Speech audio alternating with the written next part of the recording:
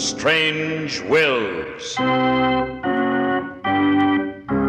Starring the distinguished Hollywood actor Warren William, and featuring Lorene Tuttle and John Brown, with Howard Culver and an all-star Hollywood cast. Original music by Del Castillo. Dead men's wills are often strange. We cannot attempt to understand them or try to find the answers. We can but tell the story. This is Warren William bringing you the story of The Girl from Shadowland. But first, a word from your announcer.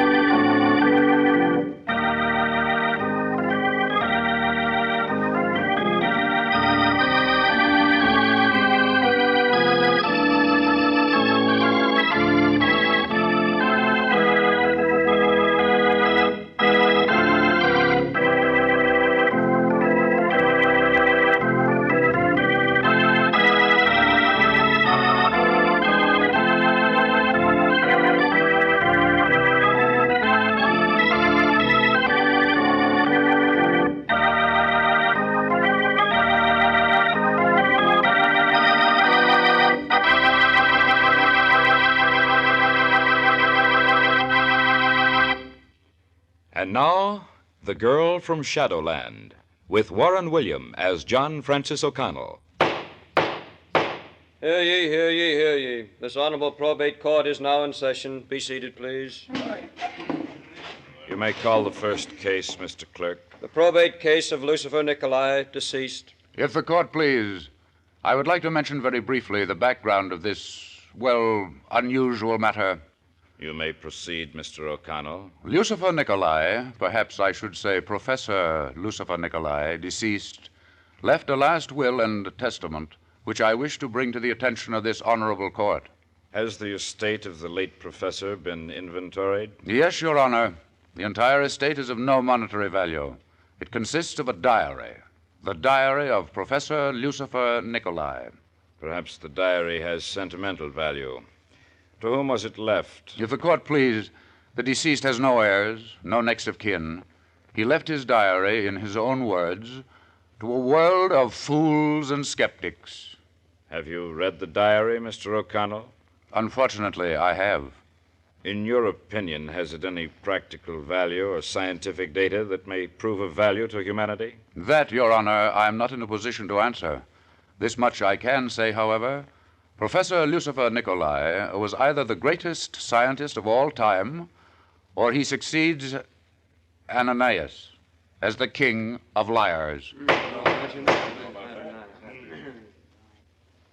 With the court's permission, I would like to read the diary of the late Professor Nicolai, and at the conclusion thereof, let the court determine what should be done with this only asset of the late professor's estate. Very well. You may proceed, Mr. O'Connell. The diary of the late professor begins on the 5th day of May, 1941. His first entry reads as follows.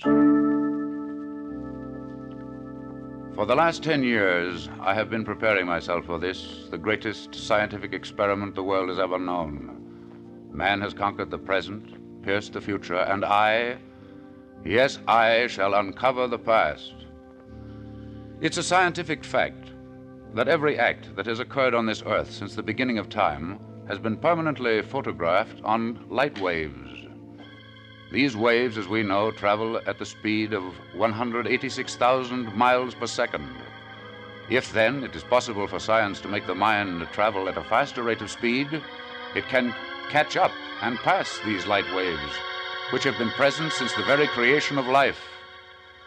The dark ages of history shall be pierced, and man's concept of life shall be shaken unto its very foundations.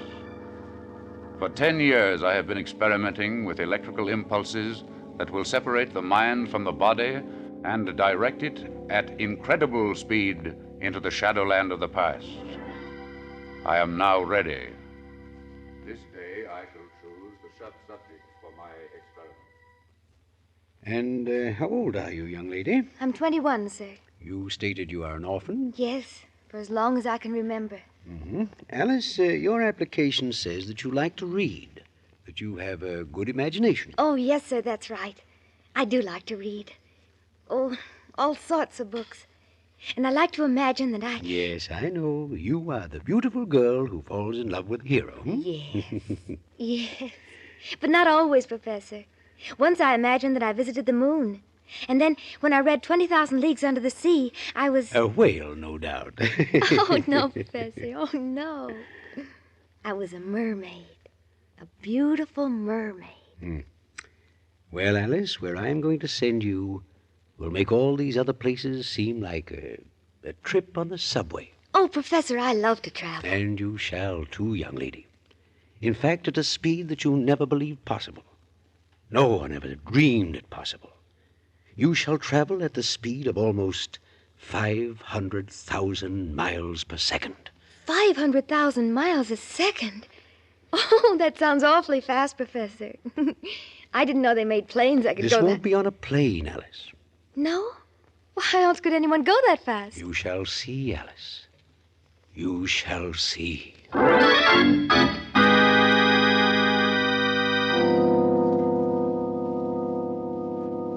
The next entry is dated June 12, 1941. It reads, I am ready for my first experiment into Shadowland. My home in this desolate part of the state has been transformed into an electrical workshop. Alice is calm, at ease. I have given her a sedative to rest her nerves before she takes off on her first journey. I do not want her to go too far, only back to the Middle Ages. Yes, only back to the Middle Ages. Now, Alice, don't be frightened with all this electrical equipment. It's like a spaceship ready to take you away. It looks scary. Now, walk over here with me to this chair. Careful not to trip on any of the wires. Oh, yes, Professor. Now, sit down, please. I want to tell you what's going to happen so that you won't be frightened. Oh? Alice, I am going to separate your mind from your body. Separate my mind from my body? Oh, Professor, no, no. I'm going to send your mind out into space.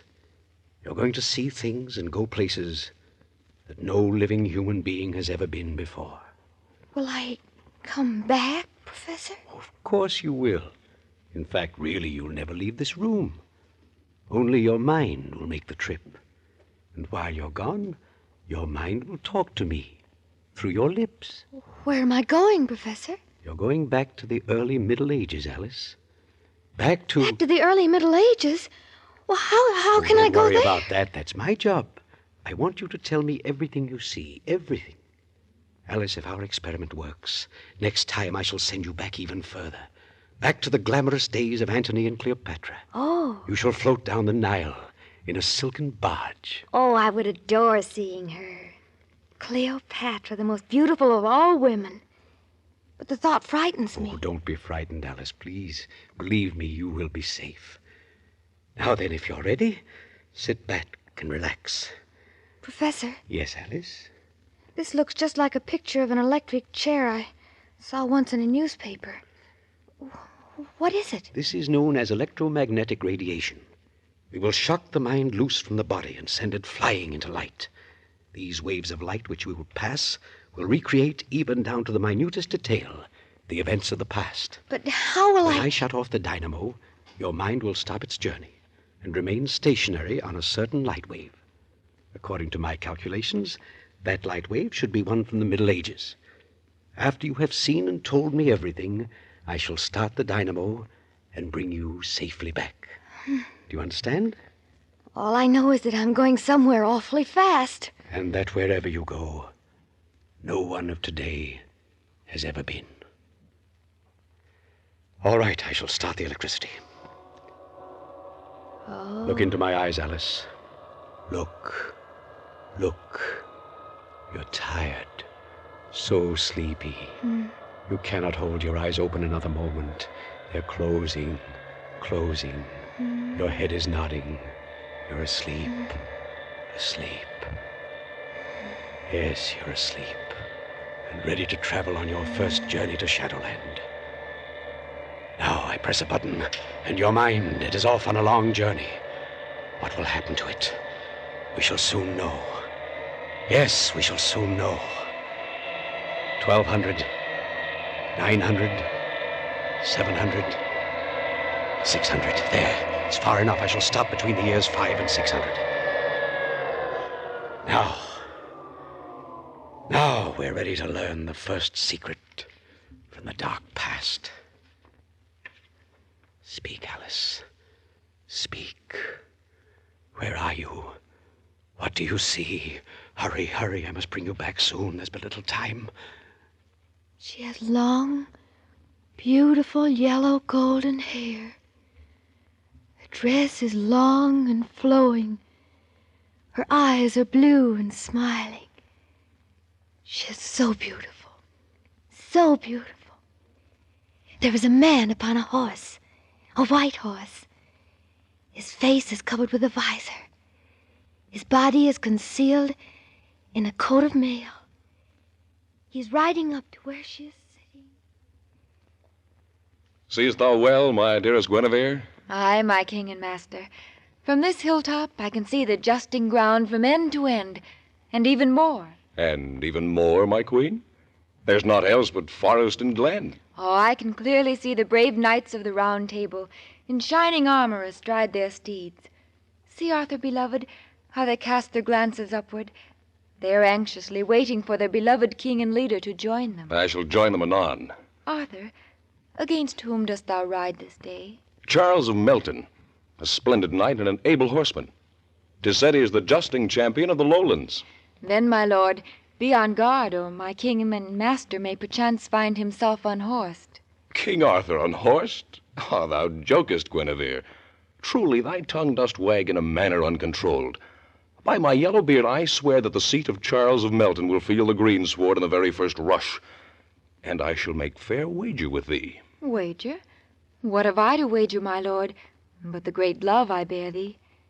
I wager a kiss against a kiss, that ye shall hear the multitudes below cry out the name of their king in final token of victory. A kiss against a kiss. 'Tis done, my lord. I shall accept the wager. Might I offer thee a flower from my hair in token of early victory? Wait, here it is. A flower plucked from hair of gold. 'Tis well. 'Tis well. Victory is now a certainty. Oh, purse thy lips, beloved. I shall return to feast upon their honey. Farewell, Guinevere. Farewell. Arthur, Yes, beloved? I shall purse my lips in eager readiness, whether it be victory or defeat.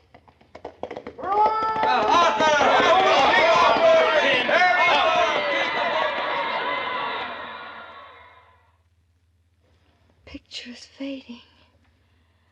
I'm growing tired. Tired. Wait, Alice. I shall bring you back. Yes, I shall bring you back. But we have won, Alice. For the first time since creation, we know how to pierce the veil of Shadowland. All the secrets of the past are ours. I shall show these idiots what a mastermind can do. Yes, I shall show them.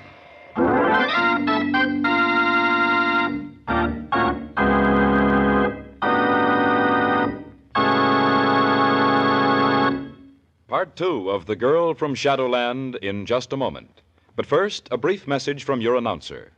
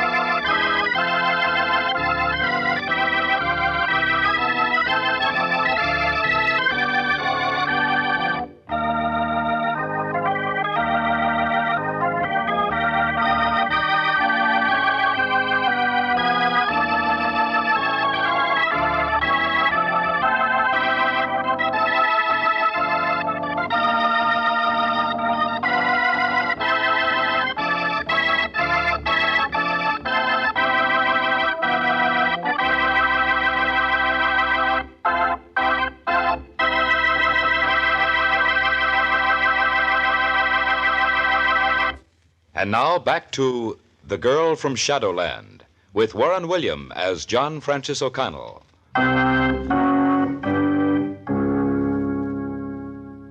Professor Nicolai's diary continues. November 3rd, 1941.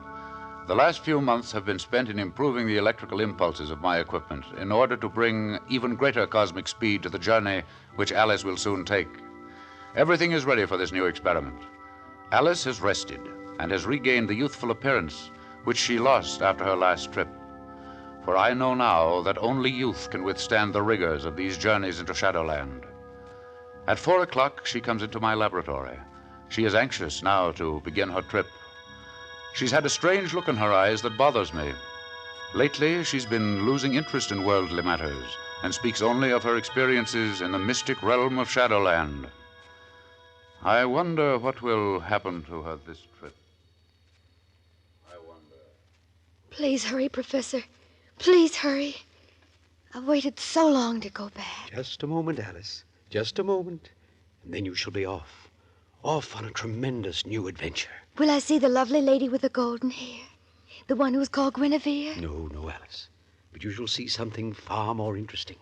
Much, much older. You shall see one of the secrets of civilization. You shall see, if my calculations are correct, the building of the Great Pyramid. Well, that's in Egypt, isn't it, Professor? Yes, you're right. Egypt. But the Egypt of over 5,000 years ago. 5,000 years ago. Think of it, Alice. Oh. You shall actually witness the building of this phenomenon of man. One of his greatest miracles. Egypt, 5,000 years ago.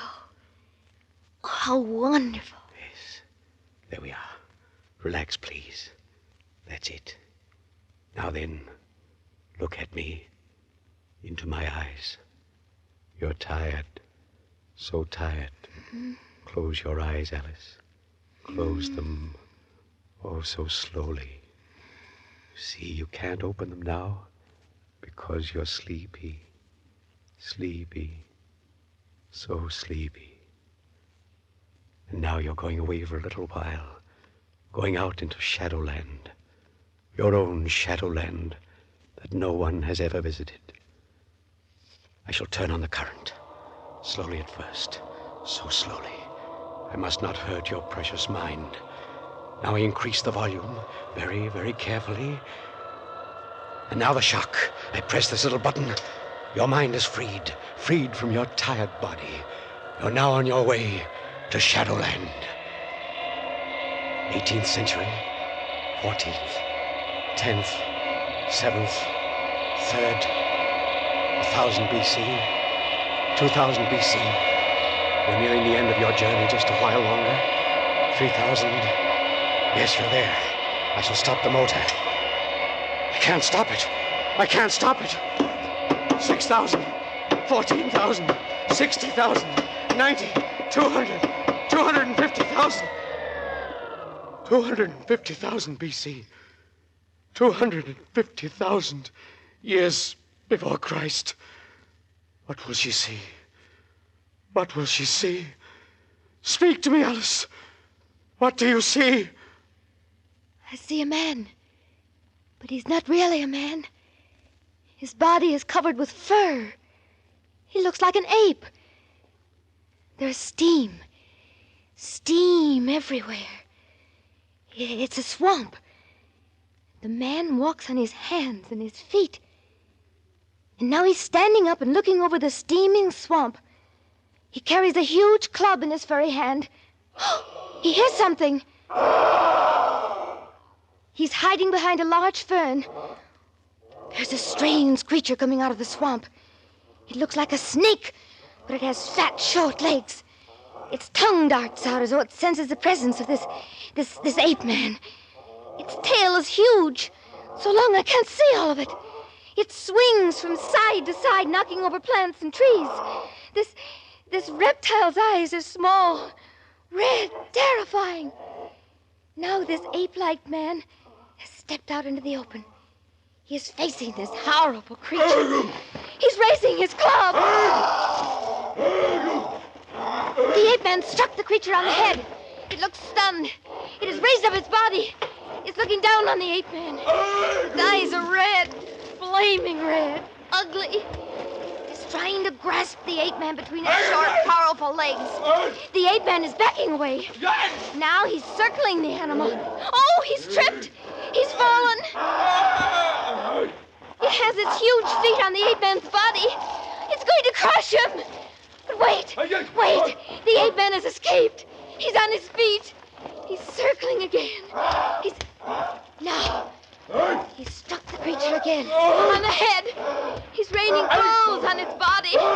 The huge animal is stunned. The ape man yells. The beast has fallen on its side. The ape man is staggering. His fur is covered with blood. He's walking carefully up to the head of this jungle creature. He touches it with his foot. The creature is dead.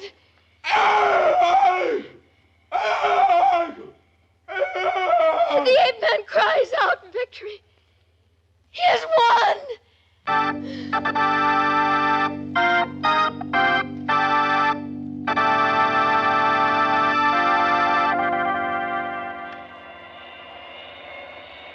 I'm bringing Alice back, but I'm greatly worried and perturbed.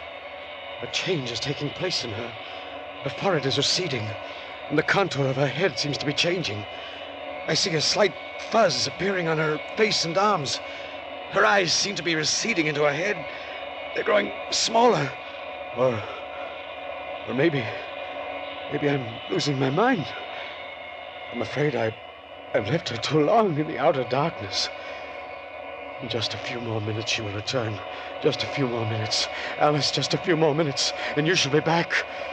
She's still changing in physical appearance. Her shoulders and neck are completely covered with soft fur. What is happening? What is happening? I must write quickly in order that posterity and science will know what is taking place, and that I have succeeded in this, the greatest scientific experiment of all time. I have rediscovered the past. I therefore control the future. The world is mine. I am the master of creation. Oh, she's back. She's back. Perhaps I was not too late after all. No, it can't be. Alice, stay there. Don't break your straps. No, don't come near me. I'll save you. No, Alice, no, you fool. The world is ours. We are masters of destiny. No.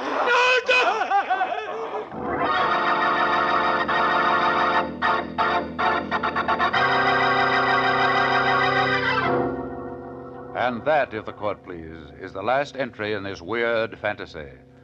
That Professor Lucifer Nicolai left to posterity and the world. Well, Mr. Connell, I must say it's rather an unusual, terrifying legacy. But what is your answer to this ending? Of course, the man was mad. Is that not your opinion as well?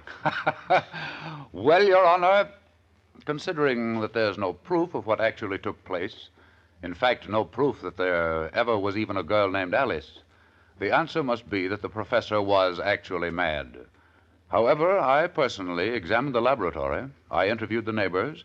I took down the sworn statement of George Montgomery, who was the first to enter the laboratory after he heard the doctor scream.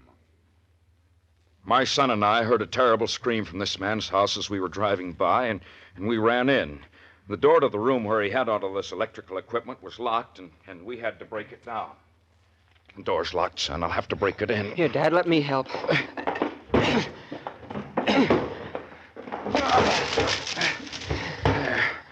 I don't know what we heard in here. It sounded like murder. Here, take this cane. Come on, let's go. Okay, Dad. It came from in here. Here, wait. I'll open the door. Okay. Good heavens. Looks like a cyclone struck. Dad, look. There's a man lying over there under the window. He's dead. Dead as a mackerel. Look at those welts on his neck, strangled. And those marks look as though the hands were huge and strong. Gee, Dad, look. All this machinery in here, it's all tipped over and broken. Yes. I've heard that the dead man was a scientist of some kind or other. Never let anyone come in. Well, I'd better telephone the police. Say, Dad. Yes, son? Did you see anyone in this room when we first came in? See anyone in the room? What do you mean? Well, gee, I thought... Well, maybe not. Speak up, son. Tell me what you saw. Well, gosh, Dad, I thought I saw a big gorilla step out the window just as we came in. Honest, I did, Dad, honest.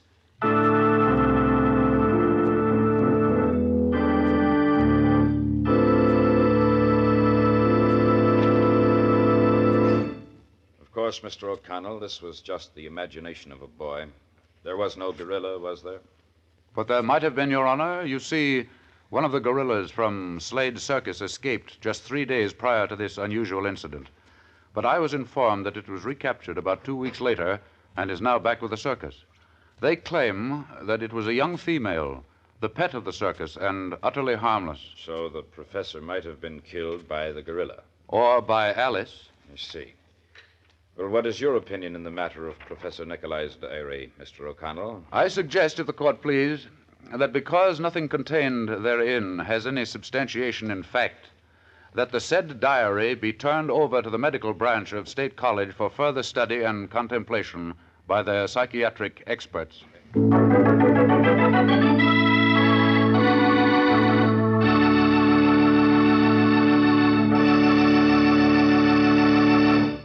Warren William will be back in just a moment. But first, here is a word from your announcer.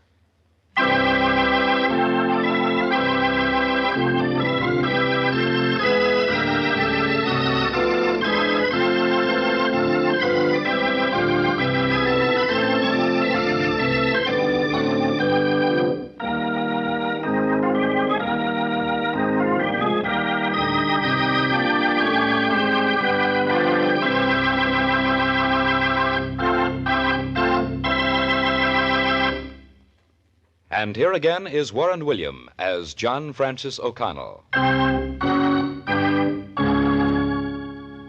Is there any doubt in your minds but what the late Professor Lucifer Nicolai was mad? Well, there isn't any in mine. No, sir. I want to sleep nights.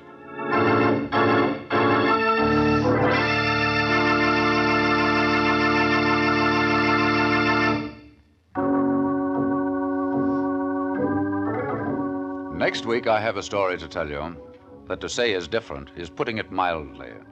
An emerald prospector down in Colombia saw a picture in an old magazine which he found in the jungle.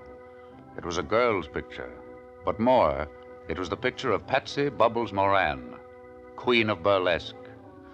Well, our old prospector then and there decided to leave his emerald mine to this charming and alluring girl. And did she take the emerald mine? Well, as Grant took Richmond, so did Bubbles Moran head for Columbia. But what happened after she arrived is another matter. We call this unusual story Emeralds Come High. This is Warren William, inviting you to be with us again next week.